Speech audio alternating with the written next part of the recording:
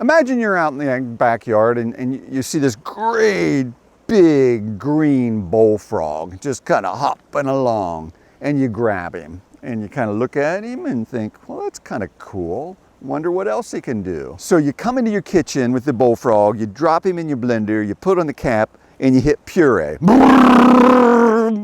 You now have a frog smoothie. Yum. No, I'm just kidding. But now think about it. Everything you need to make a frog is in that blender. Every chemical, every particle, every molecule, every enzyme, every protein, everything that used to be the frog is in your blender. Do you think if you blend it more, it will turn into a frog?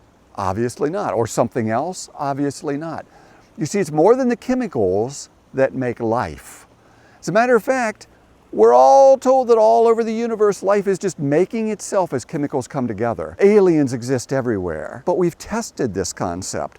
We've had a program for 50 years where we've pointed radio telescopes to every part of the universe, listening for any intelligent bits and pieces of any sort of information. We have found zero. We have spent billions of dollars in laboratories all over the world trying to get chemicals to come alive in thousands of experiments for 100 years. The results? Chemicals never come alive. So we know the truth. Even as you pictured a frog being blended up, you knew the truth.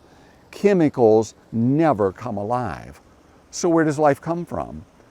An unfathomable source of power and intelligence had to have made life. It's the only possible explanation that works. God is the source of life, and science and experimentation shows us that this is reality.